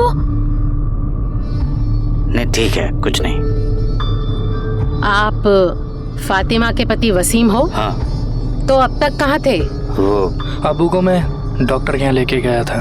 इनके पेट में बहुत दर्द हो रहा है और उल्टियाँ बार बार हो रही हैं। डॉक्टर ने बोला है कि फूड पॉइजनिंग हुआ है। अच्छा, बताइए आपके साथ और कौन कौन था यहाँ जिसने ये खाना खाया और शराब पी? वो ऑफिसर है ना महेश, वो थे। दरअसल हमारे पापा जी का ठेला लगता है हमारा, वहाँ हफ्ता वसूली करता है वो। अब ठेला बचाने के लिए ऐसे ही छोटी मोटी दावतें करनी पड़ती हैं उनके लिए, और होटल में ले जाके नहीं खिला सकते, बहुत पैसा लगेगा, इसलिए एक घर में ही कम में कर लेते हैं। अगर मुझे पहले पता होता कि वो फातिमा के साथ ऐसा कुछ करेगा ना। आपको कैसे पता उसने ऐसा किया? आप भी तो हो सकते हैं। देखिए, मानता हूँ कि फातिमा के साथ मेरा तलाक हो गया है, लेकिन वो मेरी बीवी है, और अगर मैंने किया होता तो मेरे खिलाफ कंप्लेन करती ना। पता चलेगा किसने क्या किया और क्या नहीं। पाटिल, इनका मेडिकल टेस्ट कराओ। साहब, वो महेश साहब का क्या है ना, वो सबको ही दुखी करते, सबसे हफ्ता लेते साहब। पर साहब वसीम भाई भी इतने शाने हैं ना महेश सबको 1 रुपया नहीं देते थे, पूरा पैसा दारू में उड़ाते थे। पर महेश भी कम चिंती नहीं था साहब, वो बराबर वसीम के पीछे लगा हुआ था। वसीम को स्टॉल बेचना नहीं था साहब, और वो महेश को पैसा भी नहीं दे पा रहा था। पता नहीं वसीम क्या सोच के बैठा था। मैडम, फातिमा और वसीम इन दोनों की मेडिकल रिपोर्ट आ गई है और इस रिपोर्ट के मुताबिक फातिमा के बॉडी में जो सीमेंट पाए गए हैं वो वसीम के सीमेंट से मैच नहीं हो रहे। मतलब वसीम और फातिमा के शारीरिक संबंध नहीं हुए? हाँ मैडम, और स्टार्टर में जो इन दोनों ने चिकन चिली खाई थी उसमें नींद की दवाई मिलाई गई थी। दोनों की ब्लड रिपोर्ट में उसके ट्रेसेस पाए गए हैं। जादव, वसीम को पैसों की जरूरत थी, कहीं ऐसा तो नहीं कि पैसों के लिए या फिर महेश का हिसाब चुकता करने के लिए वसीम ने ही अपनी बीबी फातिमा का सौदा किया हो, या फिर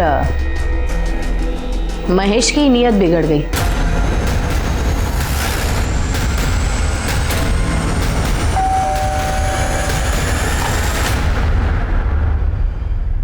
महेश है घर पे? बुलाइए उसे, हमें उससे कुछ बात करनी है। सर, महेश तो कल से घर नहीं आए और उनका फोन भी स्विच ऑफ है। आप? मैं उनकी पत्नी। अच्छा, वो कल से गायब है, लेकिन आपने मिसिंग कंप्लेंट नहीं करवाई? हाँ, इसी एरिया के पुलिस स्टेशन में करवाई थी और मैं लेके आती हूँ, आप अंदर आइए ना। ये मिसिंग कंप्लेंट की कॉपी।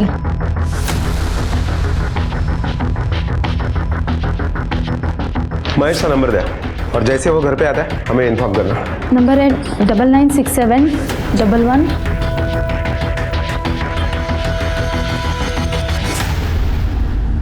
महेश का नंबर ट्रेस करो और चेक करो उसकी लास्ट लोकेशन क्या थी। और वसीम ने चिकन चिली कहाँ से ऑर्डर किया था? साजिद के होटल से।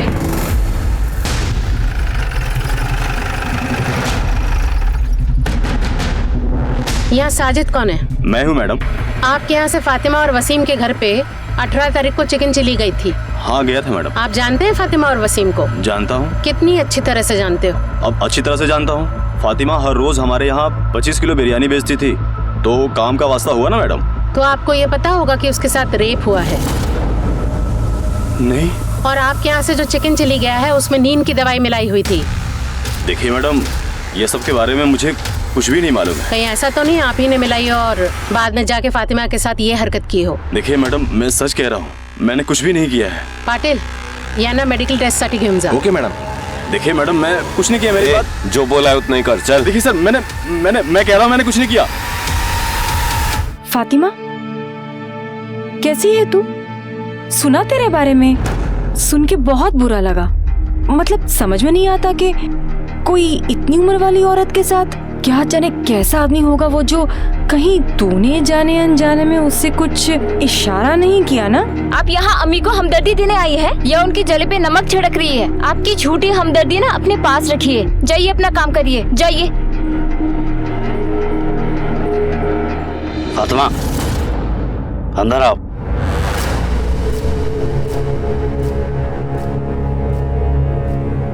सुन लिया? मिल गया सुकून? अरे ये तो सिर्फ एक औरत थी, बाहर मोहल्ले में निकलोगी ना तो हर तरफ यही बातें हो रही हैं। अरे मैं कह रहा हूँ तुमसे कंप्लेंट वापस ले लो। उस महेश से ना तो अपनी तरफ से निपट लूंगा मैं। वसीम, बात तरीके की या बदला लेने की नहीं है, बात इंसाफ की है और उसके लिए कंप्लेन करना जरूरी था। इंसाफ क्या इतनी आसानी से मिल जाएगा तुम्हें? रोज पुलिस स्टेशन के चक्कर, कोर्ट कचहरी के चक्कर काटने पड़ेंगे ना, तब पता चलेगा तुम्हें। मैं कह रहा हूँ कंप्लेंट वापस ले लो। नहीं वसीम, मैं कंप्लेंट वापस नहीं लूंगी। फातिमा जी, आप साजिद के रेस्टोरेंट के लिए बिरयानी सप्लाई करती हैं ना? जी। ये साजिद कैसा आदमी है? मतलब आपके साथ जो हुआ है वो कर सकता है? जी। देखिए, उस दिन आपके घर से जो चिकन चिली हमने बरामद की उसमें नींद की गोलियां मिलाई गई थी।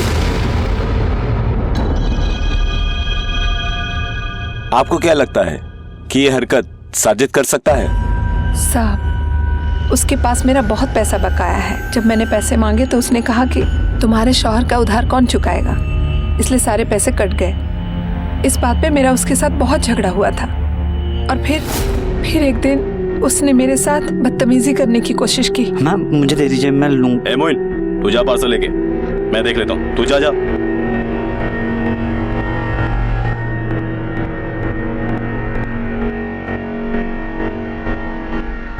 दाद देता हूँ आपकी हिम्मत का। कैसे कर लेते हैं ये सब आप अकेले? अरे वसीम जैसे शौहर पे तो लानत है, सारा बोझ आपके कंधे पे डाल दिया उसने। देखिए, मुझे आपसे बहुत हमदर्दी है, आप अपने आप को अकेला मत समझिए। मैं हूं आपका अकेलापन दूर करने के लिए।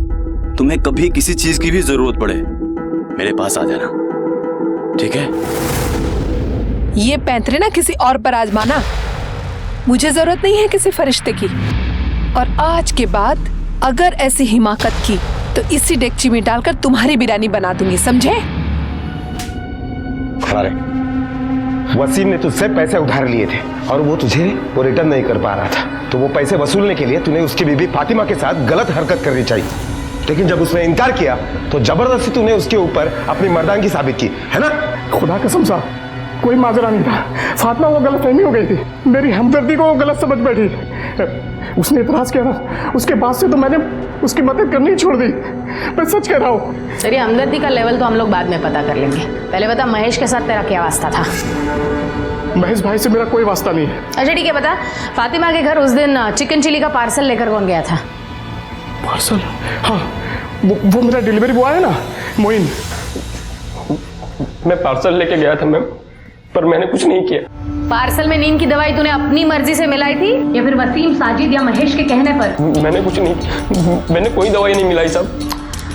पाटिल, मेडिकल टेस्टसाठी घेऊन जायला. हो मॅडम. जादव, महेश का हाथ लगना बहुत जरूरी है. शायद वही बता सकता है कि खाने में नींद की दवाई किसने मिलाई. मैडम, जब हमने वसीम के स्टॉल के आसपास के लोगों से पूछताछ की तो पता चला है कि वसीम महेश के पैसे नहीं लौटा पा रहा था, इसलिए महेश ने उसे एक ऑप्शन दिया था कि वो अपने सारे स्टॉल महेश के नाम पे कर दे. हो सकता है कि इस सिचुएशन में महेश और वसीम इन दोनों ने ही मिलकर ये प्लानिंग की हो सकता है. शायद महेश और वसीम में से किसी एक ने नींद की दवाई खरीदी हो. पता करना आसपास के एरिया में जितने भी मेडिकल स्टोर्स हैं उसमें से पिछले 4-5 दिनों में किस किस ने नींद की दवाई खरीदी है. Okay madam. हाँ बोल. ओके मैडम, महेश का मोबाइल का लोकेशन डोंगरी चाल के आसपास एक्टिवेट हुआ है. तो उठा लो उसे.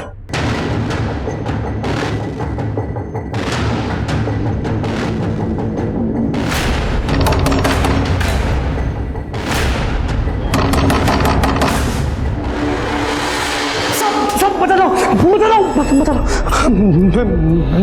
मैं मानता हूँ मैं वसीम के यहाँ खाने पे गया था, लेकिन मैंने उसकी बेबी का रेप नहीं किया. मुझे कुछ नहीं पता. तो सिर्फ तेरे खाने में नींद की गोली क्यों नहीं थी? वो वसीम मुझे फंसाने की कोशिश कर रहा है. उस दिन स्टार्टर खा के मैं चुपचाप चला गया था वहां से. उसके बाद क्या हुआ मुझे कुछ नहीं पता. तुझे कुछ नहीं पता तो तू गायब क्यों हुआ था? फोन क्यों बंद था तेरा?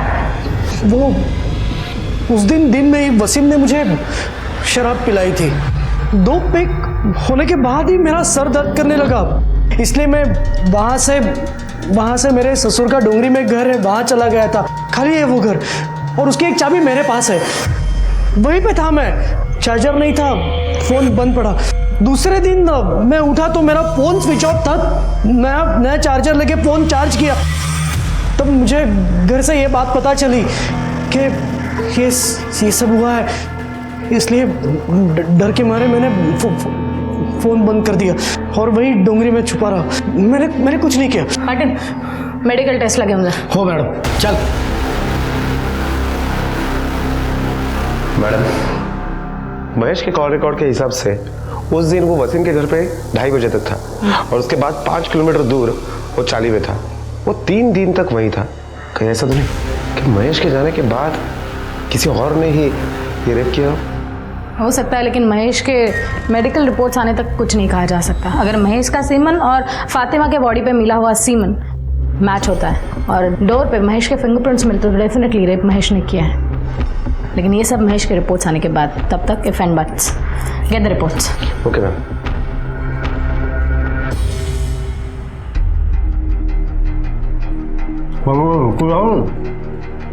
नहीं ठीक भाभी, मैं अंदाजा लगा सकता हूँ कि आपकी क्या हालत है, पर वही तो हमेशा मुंह लटका के बैठे रहे. इसकी वजह आप हैं भाईजान. ना तो आप महेश को घर पे बुलाते, ना ये हादसा होता। उसको बुलाने की वजह तुम जानते हो ना सलीम। अरे जान खा के रखा था उसने मेरी। सोचा एक बार में बुला के सारा मामला रफा दफा कर देता। और वैसे भी मैं इसे छोड़ तो नहीं रहा हूं ना, पर ये कंप्लेंट करके ना। ठीक किया इन्होंने, बिल्कुल सही किया। तो भाभी आपको घबराने की कोई जरूरत नहीं है, हम महेश को सजा दिलवा के रहेंगे। उससे क्या होगा? इसकी इज्जत वापस आ जाएगी। भाईजान, आप जरा सोच समझ के बोला कीजिए। आपको भाभी का सहारा बनना चाहिए और आप उल्टा उन्हीं के खिलाफ हैं। भाभी, हम ये केस ऊपर तक लड़ेंगे। महेश होगा बड़ा आदमी, पर ये आपका हक है, आपको इंसाफ मिलेगा। ठीक है, तुम लोगों को जो करने का ना वो करो, लेकिन ये महेश मेरे को नजर आ गया ना, वहीं के वहीं मार डालूंगा, उसके जान ले लूंगा उसके। भाईजान, हमें लड़ाई कानूनी तरीके से लड़नी चाहिए, आपकी तरह नहीं। मैडम, फिंगरप्रिंट्स की रिपोर्ट आ गई है। रिपोर्ट के मुताबिक वसीम के घर पे शराब के जो ग्लासेस पाए गए हैं उसके ऊपर के फिंगरप्रिंट्स, बेडरूम के दरवाजे के ऊपर के फिंगरप्रिंट्स महेश के फिंगरप्रिंट से मैच हो रहे हैं। लेकिन ताज्जुब की बात तो यह है कि फातिमा के बॉडी में जो सीमन पाया गया है उससे महेश का सीमन मैच नहीं होता है। मतलब महेश बेडरूम तक तो गया था, लेकिन उसने फातिमा का रेप नहीं किया। साजिद और मोइन के मेडिकल रिपोर्ट्स आए? हाँ मैडम, इन दोनों के भी सीमन फातिमा के बॉडी में जो सीमन पाया गया उससे मैच नहीं हो रहा है। साजिद नहीं, मोइन नहीं, महेश नहीं, तो फिर और कौन? मला वाटतं आपण काहीतरी मिस करतोय। फातिमा और वसीम की बैकग्राउंड फिर से चेक करना, छोटी से छोटी डिटेल निकालना, क्विक। 18 तारीख की दोपहर को वसीम के घर पे किसी को आते जाते देखा है? नहीं साहब। ये वसीम आदमी कैसा है? आदमी क्या साहब, बवाल है बवाल। एक नंबर का दारूबाज और जुआर आदमी है साहब। पता नहीं कितने लोगों का कर्जा सर पे लेके घूमता है। मुझे तो लगता है साहब कि उसने खुद ही अपनी बीबी का सौदा किसी के साथ किया हो। वसीम ऐसे कर सकता है? साहब, जुए की लत आदमी से कुछ भी करवा सकती है। कल मैं 1 मिनट के लिए बाहर आई थी, तब मैंने देखा था खाने का पार्सल लेके एक आदमी दरवाजे पे खड़ा था। वसीम के पास पैसे तो नहीं होते थे, फिर वो जुआ कैसे खेलता था? साहब, उसका भाई सलीम है ना, वो उसे पैसे देता है। वसीम जितना नालायक है ना, उतना उसका भाई सलीम सलीकेदार है। वो सलीम ही है, वरना वसीम अपना स्टॉल कब का बेच चुका होता। तुम्हें क्या लगता है कि जुए की लत के लिए वसीम अपनी बीवी का सौदा कर सकता है? नहीं साहब, मेरा भाई दारूबाज हो, जुआरी हो, जो भी हो, लेकिन वो ऐसी गिरी हुई हरकत कभी नहीं कर सकता। इतने दिन हो गए, लेकिन पुलिस मुजरिम को नहीं पकड़ पाए।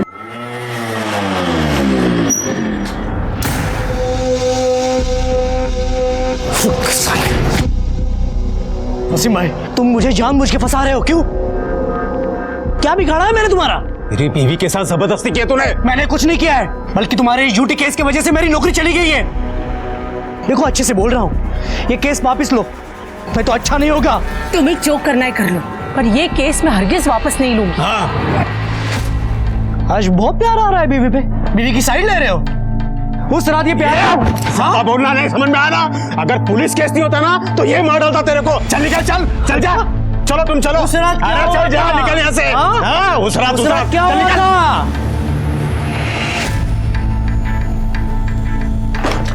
वसीम, वो किस रात के बारे में बात कर रहा था? क्या बात कर रहा था वो?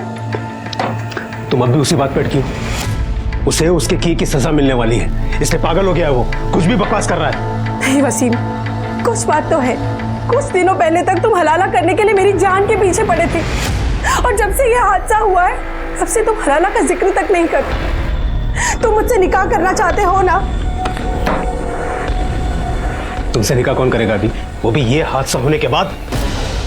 क्यों? हलाला चल सकता है तो हादसा क्यों नहीं? बिल्कुल नहीं चल सकता, क्योंकि वो एक रस्म है और ये एक बदनुमा धब्बा। कितने दोगले इंसान हो तुम। मैं क्या तुम? मुझे तो लगता है ये तुम्हारी ही साजिश है। निकाह करने की बहुत जल्दी थी ना तुम्हें, इसलिए तुमने ये सारा तमाशा किया है। वसीम, तुम मेरे बारे में ऐसी सोच रखते हो? इतनी बेगैरत हूं मैं? तुम क्या हो, कैसी हो, ये आज मुझे पता चला। बात करते। बदनामी लोगों की नजरों में सवाल फातिमा को भेद रहे थे। दूसरी तरफ वो मानो हताश होने लगी थी कि उसे इंसाफ मिलेगा भी या नहीं। तीसरा झटका वसीम का व्यवहार। वो उस घिनौने जुर्म की जिम्मेदारी उसी के सर पर डालना चाहता था। वसीम को लेकर फातिमा पहले से ही असहज थी और महेश की उस रात वाली बात उसके दिलो दिमाग में घर कर गई थी। अब उसका असहज होना आशंका में बदल गया था, लेकिन अब तक हासिल कुछ नहीं था सिवाय दर्द और बदनामी के। पुलिस पूरी कोशिश कर रही थी, कई सस्पेक्ट थे, लेकिन अभी साबित होना बाकी था कि कौन असली गुनहगार था और किसने फातिमा के साथ बलात्कार किया था। एक तो आप मुजरिम का पता नहीं लगा पा रहे हैं, ऊपर से इसे बार बार पुलिस स्टेशन बुलाकर परेशान कर रहे हैं। आखिर चल क्या रहा है? मैडम आप प्लीज शांत हो जाइए। हम हमारी तरफ से पूरी कोशिश कर रहे हैं और हमें इनसे बात करने दीजिए। फातिमा जी आप बैठ जाइए प्लीज। वसीम को जुए की लत थी और उसकी वजह से आप दोनों में झगड़े भी होते थे, क्या ये सच है? जी, जुए की वजह से सब बर्बाद कर दिया था उसने। और एक दिन तो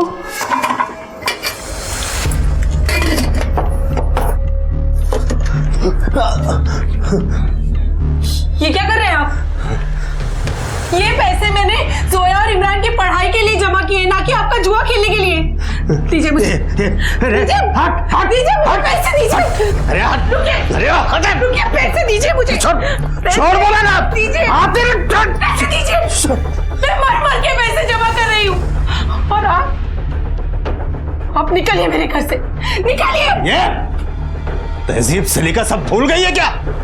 नहीं जाऊंगा इधर से। ज्यादा बकवास की ना तो उठा के। भाईजान क्या कर रहे हैं आप? आप चलिए यहाँ से। अरे आप आइए मेरे साथ, छोड़िए, चलिए। इमरान तू उनके साथ मत जा, वो तेरी जिंदगी भी अपनी तरह बर्बाद कर देंगे। इमरान मेरी बात सुन इमरान। और उसके बाद वसीम ने मुझे तलाक दे दिया। तो वो घर वापस कैसे आया? वो फौरन वापस नहीं आया था। जब उसे पैसे की किल्लत होने लगी तब उसे मेरी याद आई। औलाद का वास्ता देकर मजबूर किया, मिन्नती की, माफी मांगी, साथ रहने की जिद करने लगा, पर मैं उस पर भी राजी नहीं हुई। और एक दिन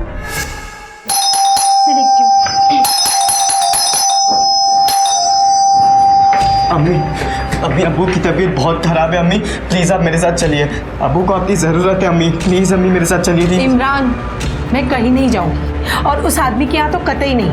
अम्मी प्लीज प्लीज मेरी बात मानिए, अब्बू को आपकी जरूरत है और चाचू भी घर पर नहीं है। अब्बू अकेले, और अब्बू के लिए नहीं तो मेरे लिए और जोया के खातिर प्लीज चलिए। हाँ अम्मी चलते हैं ना, मुझे भी अब्बू की बहुत फिक्र हो रही है, क्या मालूम किस हालत में होंगे। चलिए ना अम्मी। अम्मी अब्बू अब्बू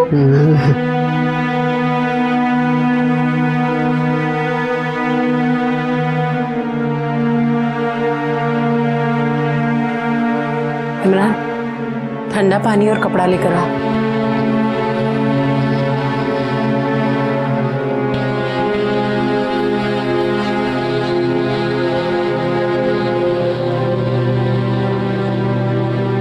फातिमा, मैंने तुम्हारे साथ क्या क्या नहीं किया और तुमने फिर भी मेरा साथ दिया। मैं अपने किए पे शर्मिंदा हूँ फातिमा, मुझे माफ कर दो। वसीम अब कुछ नहीं हो सकता। हो सकता है फातिमा। मैं वादा करता हूँ मैं सुधर जाऊंगा। मैं जुआ नहीं खेलूंगा, मैं शराब भी नहीं पीऊंगा। बस एक मौका दे दो मुझे। मैं जानती थी उनकी जुआ खेलने की लत कभी नहीं जाएगी, वो कभी नहीं सुधरेंगे, इसीलिए मैं उनसे सुलह नहीं कर रही थी। पर एक दिन मुझे महसूस हुआ कि मुझे शौहर की ज़रूरत हो ना हो, जोया को बाप की ज़रूरत है। उसके बाद मैंने फैसला किया कि मैं अपने लिए नहीं पर अपनी औलाद के लिए वसीम को एक मौका ज़रूर दूंगी। इसीलिए पिछले 6 महीने से हम साथ रह रहे हैं और वसीम में तब्दीली आई भी। उसकी जुए की लत छूटने लगी, एक जिम्मेदार शौहर और बाप होने की कवायद करने लगा। पर फिर एक दिन ये मनहूस दिन आ गया जिस दिन मेरे साथ पर कुछ दिनों से उसका बर्ताव बहुत अलग है। पहले तो वो हमेशा निकाह और हलाला की बात करता था, लेकिन आजकल नजरअंदाज करता है। शायद महेश ने मेरे साथ ऐसा किया इसलिए। महेश ने आपके साथ कुछ नहीं किया, सबूत है हमारे पास। फिलहाल आप जा सकती है, केस में कुछ डेवलपमेंट हुआ तो definitely I will get back to you. चलो फातिमा, फातिमा चलो।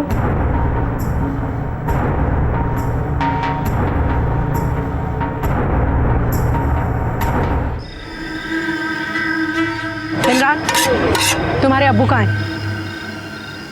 इमरान, मैं तुमसे कुछ। इमरान, 2 पाव देना।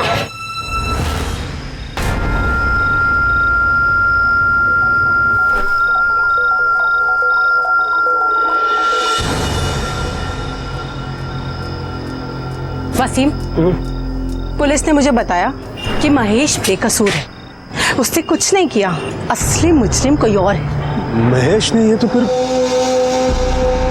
दूसरा कौन हो सकता है? ये तो तुम ज्यादा अच्छे से जानते होंगे ना, क्योंकि चिकन चिली तुमने मंगवाया था और उसमें नींद की दवाई थी।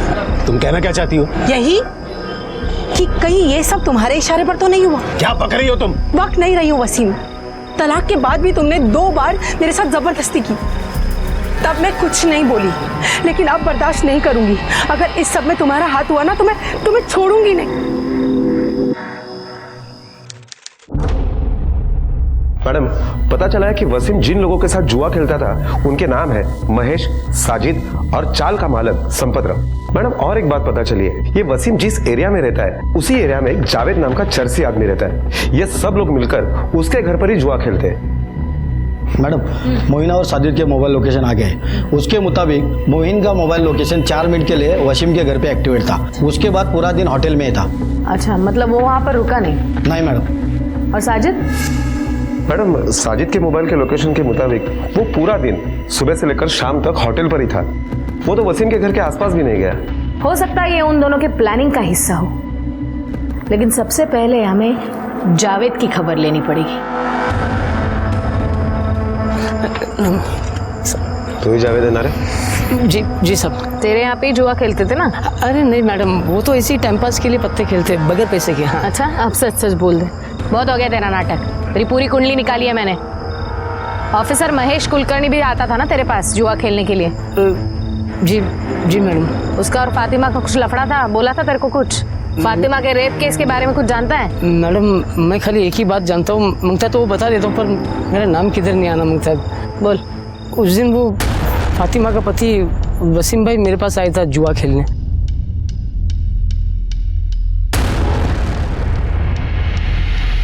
सलीम? सलीम भी जुआ खेलता है? जी। वसीम जुआ खेलता है? हाँ साहब। और तुम? मुझे सब पसंद नहीं है, इसलिए कभी नहीं खेलता। सलीम ने हमें झूठ क्यों बताया कि वो जुआ नहीं खेलता? और कौन कौन था? और हमारे वो चाल का मालिक संपतराव भी था। ये लो लाओ इधर, आज अपन का दिन है भाई लोग, संभल के।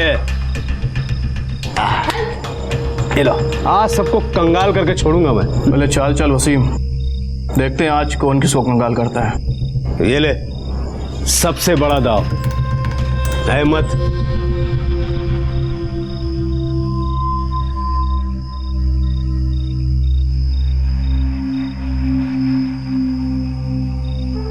ये मेरा।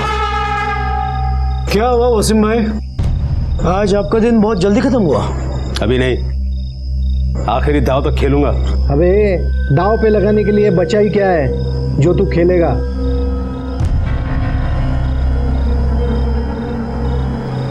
अरे निकलेगा भी, देख कैसे।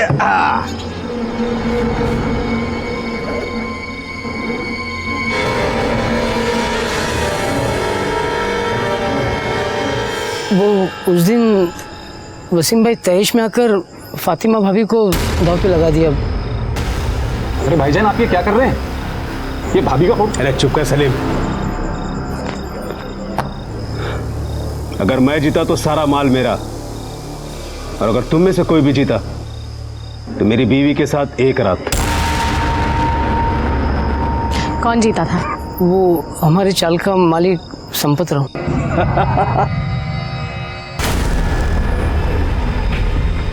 3 बेगम,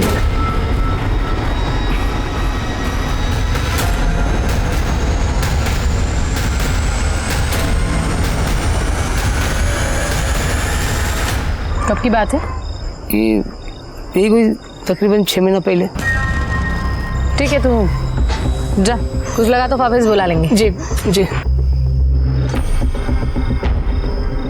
मैडम 6 महीने पहले तो ये वसीम और फातिमा साथ में भी नहीं रहते थे, और उसके बावजूद भी वसीम ने फातिमा को दाव पे लगा दिया। एक काम करो, संपत राव को बुला लो। वसीम ने जुए में फातिमा को दाव पर लगाया था और वो बाजी तू जीता था। बोल इसके बाद क्या हुआ? बक। मैंने और वसीम ने एक प्लान बनाया था। बोल, कब आऊं फातिमा के साथ रात गुजारने? संपत राव, थोड़ा टाइम लगेगा। तो क्या है ना, पहले फातिमा का भरोसा जीतना पड़ेगा मुझे, वरना तुम्हें तो क्या मुझे भी घुसने नहीं देगी वो। को मजाक समझ कर रखा है? हाँ, मजाक समझ कर रखा है। नहीं मैडम, मतलब हमने दारू पी और दारू पी के ये सब किया। ये बलात्कार का प्लान बनाया। बलात्कार का कब बनाया? कैसे बनाया? और कितना बेवकूफ बनाएगा तू? 6 महीने हो गए जुए में जीते, घर कब बुलाएगा? एक काम कर, कल दोपहर को आ जा। पक्का? फातिमा कोई नाटक तो नहीं करेगी ना? वो मेडिकल वाला, वो मेरा दोस्त है, उससे दवा लेके साजिद की दुकान पे भेज दूंगा। वो चिकन चिल्ली में मिला के घर भेज देगा, मैं उसको खिला दूंगा। उसके बाद अगले दिन मैं वसीम के उधर गया था, लेकिन घर के अंदर नहीं गया। क्यों नहीं गया? क्योंकि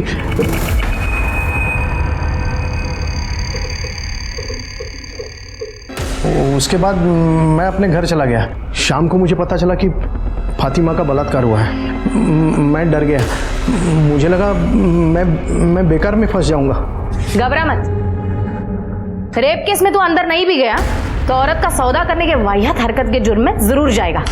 पाटील घेऊन जायला आणि याची मेडिकल टेस्ट पण करा। हो मैडम गलती हो गई मैडम। अब अंदर जाके पछताना। चल चल। इसके कॉल रिकॉर्ड्स, मोबाइल लोकेशन सब निकालो। तो वो सलीम को उठाओ।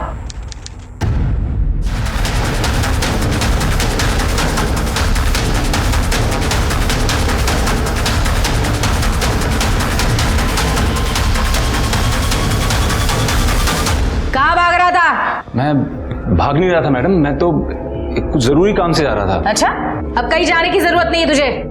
तेरे खिलाफ सबूत है हमारे पास। संपत राव ने सब बता दिया है। उस दिन दोपहर को तू फातिमा के घर पर गया था और 5 मिनट से ज्यादा टाइम रुका था। एक बार तेरे रिपोर्ट सारे दे, फिर दूध का दूध पानी का पानी हो जाएगा। कहीं जाने की जरूरत नहीं पड़ेगी, सीधा अंदर। बोल। सीधे से बताएगा कि फटके दो। बता रहा हूँ मैडम, मैं सब बताता हूँ। बोल। सब बताता हूँ। फातिमा के साथ मैंने बलात्कार किया था, पर मैडम मेरी नीयत खराब नहीं थी। मैं फातिमा से बहुत मोहब्बत करता था, पर वो वसीम की बीवी बन गई। वसीम भाई तो उसके काबिल कभी था ही नहीं। प्लानिंग कब किया था रेप का? वो जब मैंने संपत राव और वसीम भाई की बात सुनी थी। क्या रे वसीम, और कितना बेवकूफ बनाएगा तू? हाँ, 6 महीने हो गए जुए में जीते, घर कब बुलाएगा? एक काम कर, तो कल दोपहर को आ जा। उनकी बात सुनने के बाद मेरे को लगा कि एक बारी के लिए फातिमा को हासिल कर सकता हूँ। वसीम भाई और फातिमा का तालाक होने के बाद मैंने उसके करीब जाने की कोशिश की थी, पर मैं कामयाब नहीं हुआ। जिस दिन संपत राव फातिमा के घर जाने वाला था, उस दिन मैं पहले से ही घर पे नजर गड़ाए बैठा था, और जैसे ही महेश घर से बाहर निकला तो संपत राव के आने से पहले मैं घर में घुस गया। जैसे ही मैं घर में घुसा, मैंने देखा फातिमा अपने कमरे में नशे में सोई थी। मैंने उस मौके का फायदा उठाया और उसके साथ सोया।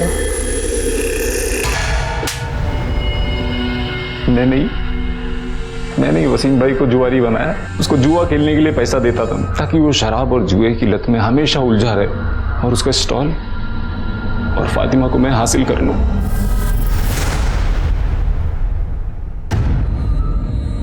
फातिमा, आपके साथ जो कुछ हुआ उसकी प्लानिंग आपके पति ने और संपत राव ने मिलकर की। आपके पति जुए में संपत राव से आपको एक रात के लिए हारे थे।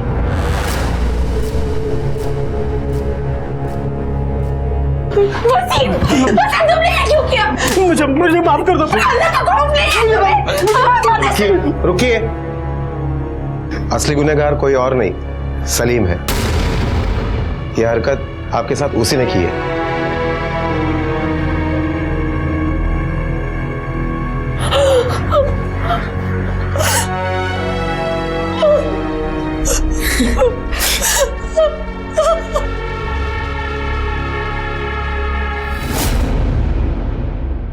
सलीम ने अपनी बुरी मंशा को मोहब्बत का नाम दिया, वो मोहब्बत जो सिर्फ शारीरिक संबंध बनाने के ख्वाब सजाती थी।